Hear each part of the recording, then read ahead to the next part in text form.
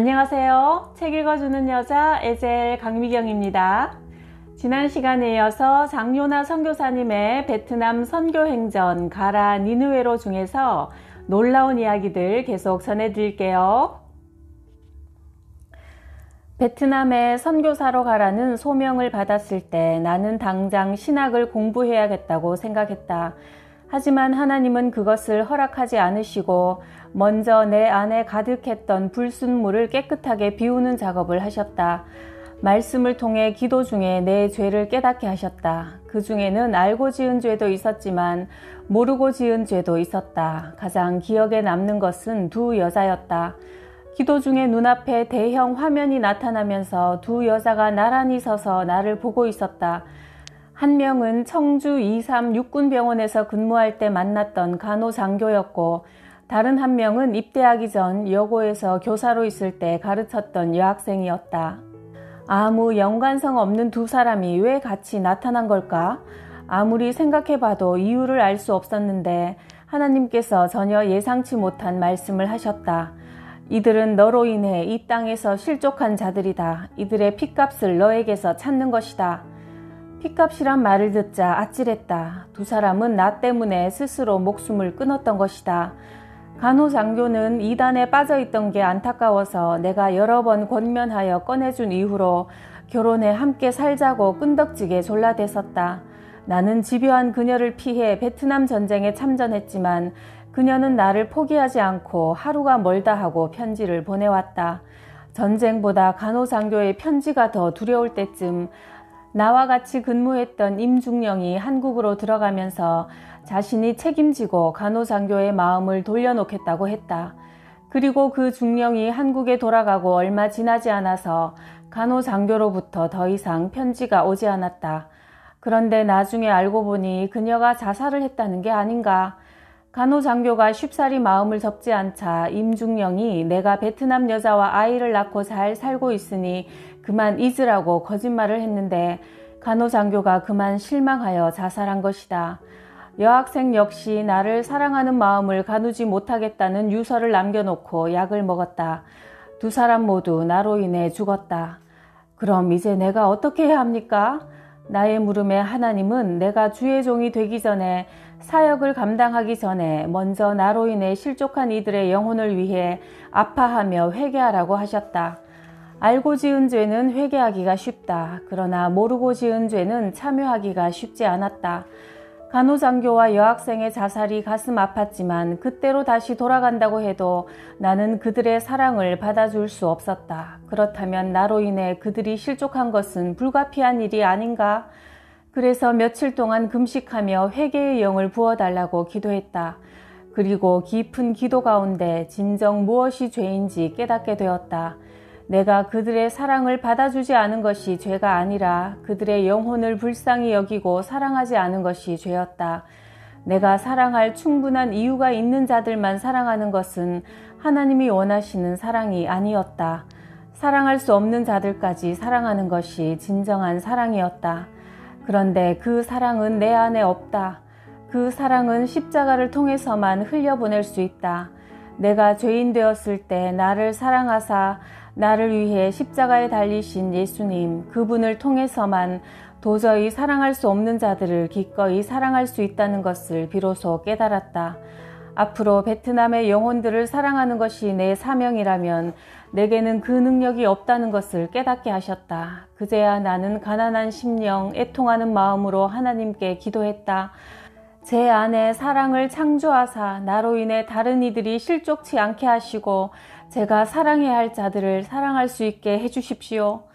나의 허물을 자백하고 죄악을 토설하자 몸이 치유되기 시작했다.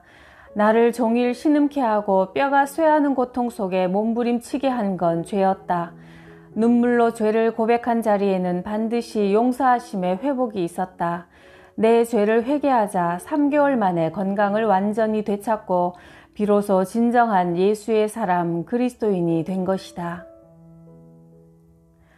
10개월간 식물인간으로 누워있다가 요나야 베트남으로 가라는 하나님의 천둥 같은 음성을 듣고 마침내 마비에서 풀려 깨어날 때 처음 입을 떼자마자 나는 아내에게 감림산, 감림산이라고 말했다. 몸이 깨어나 의식이 돌아오면서부터 감림산 기도원에 올라가라는 음성이 들렸다. 감림산 기도원은 부산에서 수영만 요트장 건설 공사를 맡아서 할 때 일이 막히고 꼬여 답답해지면 부하 직원이 함께 가자며 권해서 몇 번 갔었다. 하지만 그때도 나는 제대로 기도를 드리지 못했다. 상황은 답답했지만 어떻게 기도해야 할지 몰라 더듬더듬 몇 마디 구하고 나서는 기도원을 따라 이어진 계곡에서 송사리를 잡아다가 초고추장에 찍어 먹으며 소주를 마시곤 했다. 기도했던 것보다 술 마셨던 기억이 더 선명한 그곳에 나는 1년 만에 뼈에 가죽만 남아 38kg밖에 안 되는 몸으로 이모님의 등에 업혀 다시 찾아온 것이다. 내 몸 하나 제대로 가누지 못하는 큰 벌레가 되어 예루살렘 성문 옆에 앉은뱅이처럼 예배당 입구 모서리에 자리를 잡고 종일 말씀을 듣고 찬양을 불렀다. 그 자리에 있다는 것만으로도 마음이 뭉클하고 가슴이 뜨거웠다. 죄가 깊을수록 은혜는 컸다. 감림산 기도원에서는 1년 365일 내내 집회가 있었다. 내가 기도원에 간 지 석 달이 되었을 때 지금 남서울 비전교회의 최요한 목사님이 강사로 오셨다. 이 최요한 목사님은 제가 얼마 전에 소개해드린 꺼지지 않는 떨기나무 불꽃의 저자로 거룩한 목회를 하시려고 일부러 거세 수술을 하시고 이집트 시내산에서 40일간 금식 기도를 하셨던 대단한 분이십니다. 신유의 은사가 강했던 목사님께서 특별히 안수 기도를 해주셨다. 그때 사람들이 목사님이 서 계신 자리에서 서너 발짝 떨어진 곳에 방석을 놓기 시작했다. 처음 보는 광경에 호기심이 생겨 계속 주시해보니 목사님이 사람들의 이마에 손을 대자마자 사람들이 뒤로 벌렁 넘어졌다. 그걸 보자 안수기도에 대한 신뢰가 깨졌다. 전부 쇼 같았다. 그래서 안수기도를 받고 병이 나았다는 간증이 넘쳐나는데도 나는 목사님 앞에서 머리를 숙이지 않았다. 그런데 집회 마지막 날 목사님은 모인 모든 사람에게 안수기도를 해주시겠다고 했다. 그때까지도 의심을 풀지 않았던 나는 목사님의 동선을 눈으로 쫓았다. 목사님은 사람들의 머리에 손을 얹고 기도를 하면서 옆으로 뒤로 빠르게 움직였고 사람들은 볕단처럼 뒤로 쓰러졌다. 방언이 터지고 기도가 뜨거워지는데 나만 심드렁해서 어정쩡하게 앉아 있었다. 드디어 내 차례가 되었다. 목사님은 일어나 앉지도 못하는 내 옆에 무릎을 꿇고 앉아 머리에 손을 얹었다. 아, 뜨거워! 최요한 목사님의 손이 내 머리에 닿는 순간 나도 모르게 펄쩍 뛰며 소리쳤다. 마치 불붙은 쇳덩어리가 이마에 닿은 것처럼 뜨겁고 묵직한 충격이 순간적으로 나를 압도했다. 그 불같은 손에 내 머리가 녹고 몸뚱이가 녹으면서 온 몸이 불에 활활 타는 것 같았다. 그 순간 성령의 뜨거운 역사가 내 안의 모든 병을 깨끗이 치유하셨다. 그때부터 회복 속도가 눈에 띄게 빨라졌다. 후들거리던 다리에 힘이 붙었고 번번이 꺾여져 바닥에 주저앉게 만들었던 팔에도 힘이 생겨 제법 몸을 지탱할 수 있게 되었다.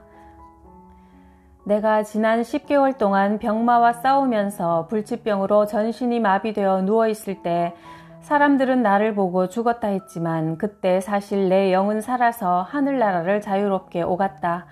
그들이 죽었다고 판단한 것은 내 육과 혼이었다. 나의 참 본질이자 존재인 영은 죽지 않았다. 만약 내가 숨이 끊어져 목숨이 다했다 해도 육은 흙이 되어 썩어지고 하나님의 씨로부터 지으심을 받은 영은 죽지 않는다. 나의 영은 육으로부터 분리되어 이 땅을 떠나 우리의 심판주이신 하나님 앞에 서게 된다. 그리고 결코 죽지 않는 영의 존재로서 천국과 지옥 둘 중 한 곳에 가게 된다는 사실을 식물인간으로 있을 때 알게 되었다. 가장 무서운 것은 천국과 지옥은 끝이 없는 곳이며 영원하다는 것이다. 또한 구원이 죽음 후의 일이 아니라 이 땅에 사는 동안 선택해야 할 몫이라는 것을 깨달았다. 천국과 지옥은 추상적 개념이 아니다. 실제로 존재한다. 나는 꿈이 아닌 신비한 경험으로 하나님의 인도하심에 따라 영계를 오르락 내리락 하면서 천국과 지옥을 속속들이 보았다. 천국은 그야말로 생명의 세계였다. 솜사탕처럼 따뜻하고 부드러운 기운이 다채로운 색깔로 살아 움직이며 오케스트라보다 더 아름다운 소리로 하나님을 찬양했다. 돌멩이가 나무에 화답하고 흐르는 물이 바위를 감싸돌며 내는 신비한 소리가 마치 거룩하다 거룩하다 주 하나님 전능하신 이여라고 에덴 동산에서 아담과 대화를 나누던 그들의 말로 외치는 것 같았다. 아무것도 해할 게 없고 오직 찬양과 감사만으로 충만한 세계, 그 중심에 하나님이 계셨다. 하나님의 보좌 옆에는 지옥이 있었다. 지옥도 하나님의 권세 아래 있었다. 그러나 그곳에는 고통과 아픔, 절규만이 가득했다. 소멸되지 않는 뜨거운 불이 사람들을 견딜 수 없게 만들었다. 그 불길 안에서 그들은 채워지지 않는 욕망에 목말라 했고 증오와 갈등으로 저기를 불태웠다. 인간의 추악한 본성만 남아있는 곳이 바로 지옥이었다. 악인들이 스올로 돌아가며 하나님을 잊어버린 모든 이방 나라들이 그러하리로다. 시편 9장 17절 말씀처럼 지금도 지옥의 그 처참한 모습을 떠올리면 정신이 번쩍 든다. 절대 그곳에 가고 싶지 않았다. 하지만 나의 의지와 결심만으로는 갈 수 없는 곳이 천국이므로 지옥에 갈 생명을 예수 그리스도의 십자가 죽음을 통해 살려주신 하나님께 매달릴 수밖에 없었다. 한국에 잠깐 나와서 밀양에 있는 기도원에서 집회할 때 한 70대 할아버지가 찾아왔다. 자신도 베트남 전쟁 당시 미군 부대에서 통역관으로 근무했다며 나를 보니 옛 생각이 난다고 울먹였다. 아내와 사별하고 기도원에서 생활하고 계셨는데 베트남에 한번 오고 싶다고 하셔서 내 명함을 드리고 오시라고 권유했다. 그런데 집회를 마치고 베트남으로 돌아가니 센터에 할아버지가 와 계시는 게 아닌가. 내가 집회하는 사이 한국 생활을 정리하고 아예 베트남으로 오신 것이다. 선교 현장에 오니 어디를 가나 할아버지는 복음 전할 기회를 엿보았다. 그러다 하루는 내게 전화하여 다급한 목소리로 살려달라고 하기에 물어보니 그동안 한국인이 운영하는 작업장에 다니며 전도하셨다고 한다. 섣불리 접근했다가는 경찰에게 잡혀갈 수도 있어 거기서 일하는 베트남 사람의 고등학생 딸이 영어도 잘해서 자연스럽게 이야기를 주고받으며 복음을 전했는데 그게 그의 아버지에게 발각되어 사달이 벌어진 것이다. 딸이 교회 다니는 걸 알게 된 아버지는 노발대발하며 너의 사상을 변질시킨 사람이 누구냐고 캐물었고 도끼까지 들고 와서 내 딸에게 무슨 짓을 했냐고 휘둘렀다.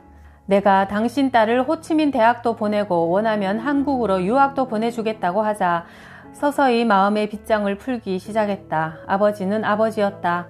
딸을 공부시키고 싶은 마음에 그는 도끼도 칼도 내려놓고 나와 함께 기도하며 예수 그리스도를 영접했다. 그렇게 우여곡절 끝에 만난 아이 껌벙은 우리 선교센터에서 호치민대 경영학과를 다녔고 한국으로 유학도 갔다. 그렇게 시작된 껌벙 부모님과의 만남을 통해 하나님은 놀라운 계획을 세우고 계셨다. 껌벙 아버지가 달라스의 한 커피밭에 관리인으로 가게 되었는데 우연히 근처를 지나다 들르게 되었다. 커피밭에 서서 얘기를 나누고 잠깐 기도하는데 나도 모르게 하나님 여기를 둘러보니 참 좋습니다. 여기가 기도원이 됐으면 좋겠습니다. 라는 생각지도 않은 기도가 나왔다.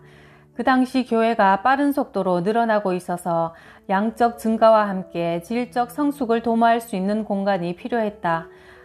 그리고 1년 후 주인이 커피밭을 팔려고 내놨는데 10만 불, 약 1억이라고 했다. 그래서 집회하러 한국의 대석교회에 갔을 때 그 얘기를 했더니 교회에서 5만 불을 주셨고 수목원 교회의 한 권사님도 2만 불, 미국 집회 때 안수기도를 통해 불치병을 치유받으신 장로님이 주신 헌금을 보태어 커피밭을 사게 되었다. 베트남에서도 가장 기후가 좋아 휴양지로 유명한 해발 1500m 산상에 기도원이 생긴 것이다. 물론 농장으로 허가를 받아 사람들에게는 기도원이라 말할 수 없지만 그곳에서 베트남의 모든 성도와 목사님들이 모여 큰 소리로 기도하고 찬양할 날을 꿈꾸며 커피밭을 기도원으로 바꿔가기 시작했다. 주인이 묵었던 집 한가운데 방은 귀신을 모시는 사당이었다. 얼마나 귀신상이 많은지 모아보니 30개가 넘었다. 온갖 종류의 베트남 귀신부터 중국 장신, 심지어 예수상도 있었다. 그 귀신 조각상을 싹 쓸어다 불태우고 땅에 묻은 뒤 밤낮 예배를 드리며 귀신들과 싸웠다. 잘 때도 찬송가를 틀어놓았는데 귀신이 목을 눌러 밤새 싸웠고 그러다 방에서 귀신이 튀어나가는 걸 보고 거실에서 주무시던 선교사님들이 혼비백산한 적도 있다. 그렇게 매일 치열한 영적 싸움을 벌이면서 그 많던 귀신들을 하나하나 다 내쫓았고 귀신의 집이었던 곳이 영적 회복과 치유의 공간인 기도원으로 탈바꿈하게 되었다. 베트남에서 교회나 병원을 지을 때 항상 우여곡절을 겪는다. 그런데 5번째 병원은 그 정도가 심했다. 허가가 났다가 취소되어 다시 허가를 받기까지 어지간히 애간장을 태웠다. 그래서 기공식을 앞두고 병원 건립을 후원하는 한국의 관계자분들이 오셨을 때 피로로 인해 좀 예민해져 있었다. 극장 식당처럼 식사를 하면서 전통 공연을 볼 수 있는 렉스 호텔에서 그들이 술을 마시고 있다는 베트남 수양딸 다오의 전화를 받고 화가 났다. 다오가 울먹이며 이분들 정말 장로님들 맞아요? 하는데 얼굴이 화끈거리며 창피했다.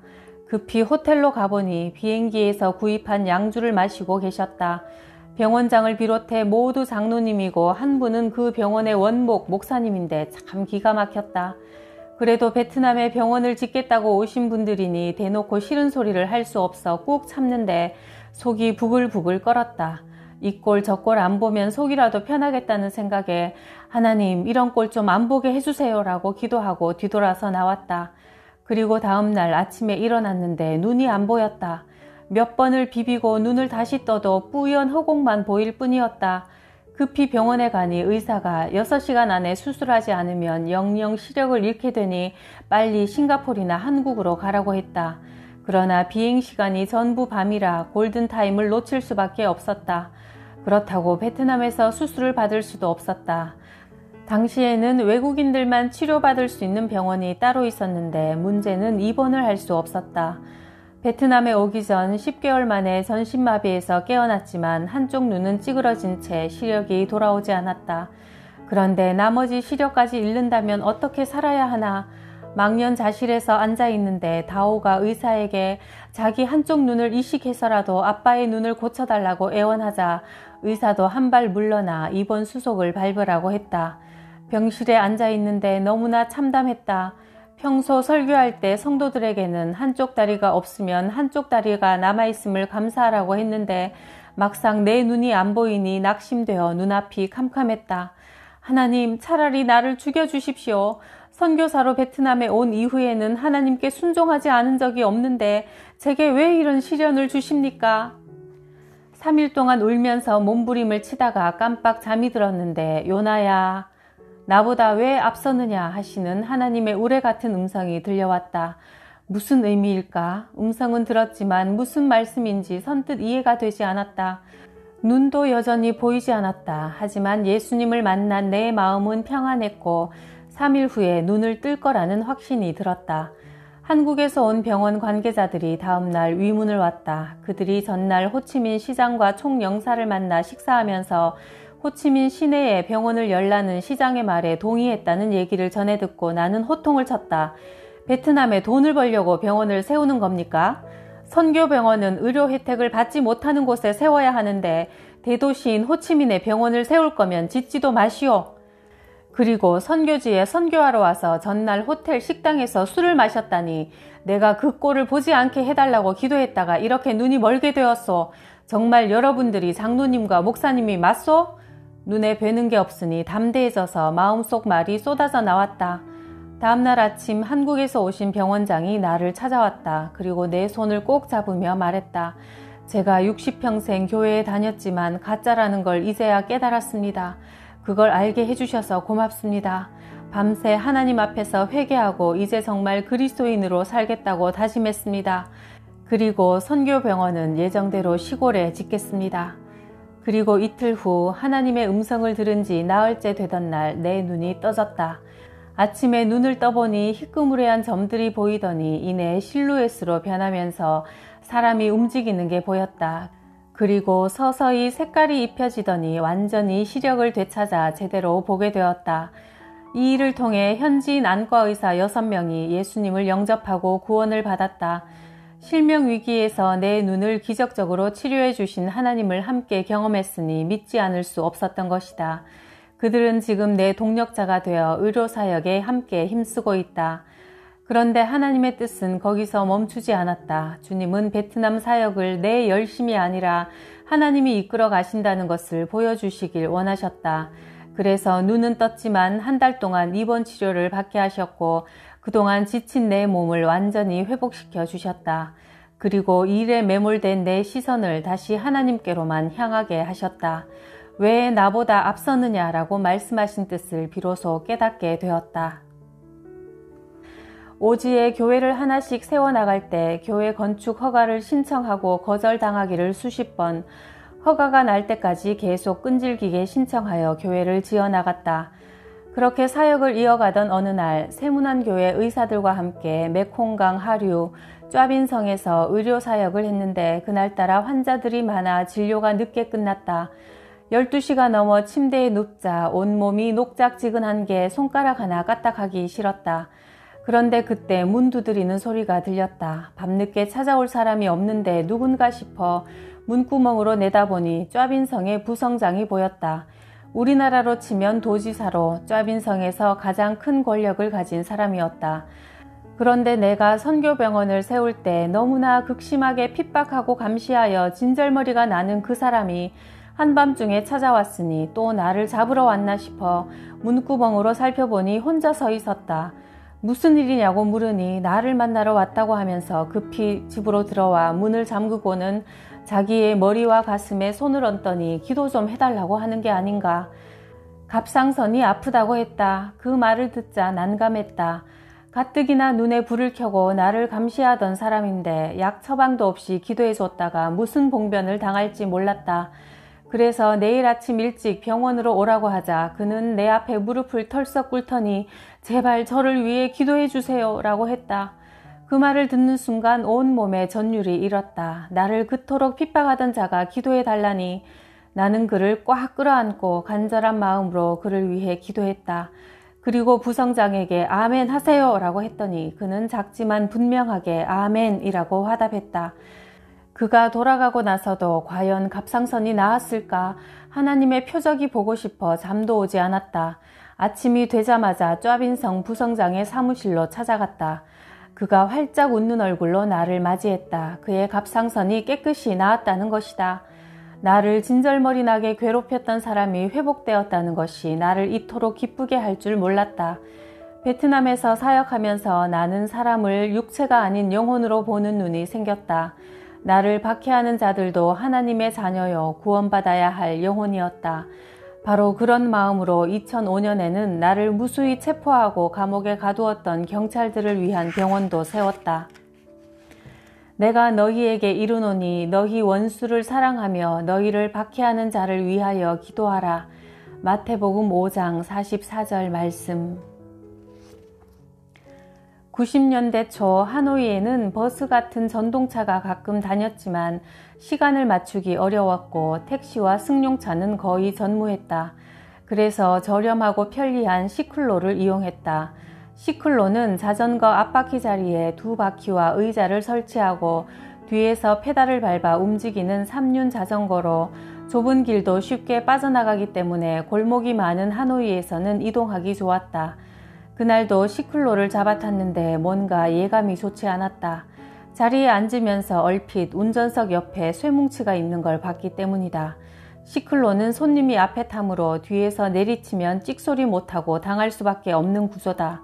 게다가 시클로는 좌석이 높아서 운전사가 세우고 내려주지 않으면 발이 땅에 닿지 않는다.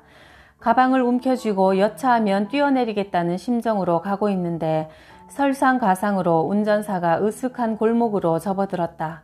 다급한 마음에 두 손을 번쩍 들고 스톱을 외쳤지만 운전사는 내 말에 아랑곳 없이 골목 깊숙한 곳까지 들어갔다. 골목 끝에는 시클로들이 줄지어 서 있었고 그 옆에 남자들이 웅크리고 앉아있다가 나를 향해 슬금슬금 다가왔다. 아무래도 내 가방이 표적이 된 것 같았다. 가만히 앉아서 당할 수는 없다는 생각에 가방을 메고 시클로에서 뛰어내리자 남자들이 나를 뺑 둘러쌌고 그들의 손에는 몽둥이도 들려 있었다. 속았다는 생각이 들었지만 도망가기엔 너무 늦었다. 나는 잠깐 눈을 감고 기도한 후 가장 나이 많고 약해 보이는 노인을 향해 태권도 포즈를 취했다. 그리고 내가 태권도 구단이다 라고 큰소리쳤다. 태권도는 베트남 사람들에게 무서운 한국의 싸움 기술로 알려져 있었다. 베트남 전쟁 당시 태권도를 가르쳤던 한국 교관들이 맨손으로 벽돌을 격파하고 덩치 큰 사람들도 쉽게 제압하는 걸 봤기 때문에 태권도의 위력을 다들 알고 있었다. 태권도 구단이라는 말에 남자들이 겁을 먹고 주춤하는 걸 보면서 기회는 이때다 싶어 몸을 한 바퀴 돌려 노인을 향해 힘껏 발을 찼다. 노인은 뒤로 넘어졌고 운전사들은 다 도망쳤다. 나 역시 반대편으로 죽어라 뛰었다. 다행히 나를 쫓아오는 사람이 없어서 더 큰 봉변을 당하지는 않았다. 그 일을 겪고 나서 나는 시클로에 대해 다시 생각하게 되었다. 관광객의 입장에서 친절하고 믿을 만한 운전사가 끄는 시클로라면 타고 싶지 않겠는가? 앞으로 관광객이 점차 늘어날 걸 생각하면 미천없이 돈 벌기에는 시클로만한 게 없다는 생각이 들었다. 그래서 넝마주의로 살아가는 동네 사람들에게 시클로를 만들어 나눠주기로 결심하고 베트남에 파송된 지 1년 만에 한국에 들어가 선교 보고를 하면서 모금된 헌금으로 시클로 30대를 만들었다. 시클로 뒤에는 헌금한 분들의 이름을 적은 명함을 붙였고 시클로 운전자들에게 시클로를 운전할 때 하나님 감사합니다 외치면서 다니라고 일러주었다. 운전사 중에 한국말을 알거나 하나님이 누구신지 아는 이가 없었기 때문에 경찰에게 의심받을 일도 없었다. 다들 무사 안전을 비는 좋은 말이라 생각하고 신나게 하나님 감사합니다를 외쳤다. 공산주의 국가 수도 하노이의 골목에서 하나님 감사합니다를 외치면서 달리는 시클로를 볼 때마다 복음의 불모지인 베트남에서 하나님을 외칠 수 있게 해주신 주님께 두 손 높여 감사했다. 내가 초등학교 다닐 때만 해도 성탄절은 마을 잔치였다. 성탄 전야가 되면 온 동네 사람들이 교회에 모여 아이들의 공연을 봤는데 그 중에 꽃은 뭐니 해도 예수 탄생 성극이었다. 그때 내가 맡은 역할은 여관 주인이었다. 대사도 한 줄인데다 초반에 잠깐 등장하고 말기 때문에 막이 오르고 공연이 시작돼도 별로 긴장되지 않았다. 다른 아이들은 대본에 코를 박고 외우느라 정신이 없는데 나는 어슬렁거리며 무대 뒤에서 공연을 구경했다. 그때 방을 구하지 못해 쩔쩔매는 요셉과 지쳐있는 마리아의 모습이 눈에 들어왔다. 부른 배를 안고 있는 마리아는 한 걸음도 더 옮기지 못할 정도로 힘들어 보이는데 가는 곳마다 방이 없다고 거절당하는 걸 보니 애가 바짝바짝 탔다. 나라도 빨리 나가서 방을 구해주고 싶어 엉덩이가 들썩였다. 그때 요셉이 무대 뒤쪽을 향해 방 있습니까? 라고 물었다. 이제 내가 나갈 차례였다. 나는 잽싸게 튀어나가서 네, 방이 있습니다. 어서 오세요. 라고 신나게 말했다. 그런데 이게 웬일인가? 반가워서 뛰어올 줄 알았던 요셉이 울상이 되었고 무대 뒤편은 웅성대고 관객들은 박장대소를 했다. 그제야 나는 대사를 잘못했다는 걸 깨달았다. 미안합니다. 방이 없습니다. 라고 해야 하는데 엉뚱하게 대답하는 바람에 순식간에 내용을 뒤죽박죽으로 만들어버린 것이다. 다행히 그 실수로 인해 더 큰 은혜를 받았다는 분들 덕분에 그해 성극은 어느 때보다 큰 박수를 받았다. 하지만 지금도 별명이 겨울빨래라 못 말리는 내 성격 때문에 예수님이 마구간이 아닌 여관방에서 태어나실 뻔했던 걸 생각하면 지금도 웃음이 난다. 어릴 때부터 이렇게 예수님을 남달리 사랑하셨던 그 마음이 베트남의 수많은 영혼을 구원하는 귀한 사역으로 이어지신 것 같네요. 순종하는 한 사람을 통해서 하나님이 얼마나 놀라운 일을 행하실 수 있는지 알면 알수록 아주 놀라게 됩니다. 구독, 좋아요, 댓글에 큰 사랑에 감사드리고요. 우리도 하나님께서 찾으시는 그 한 사람이 됩시다.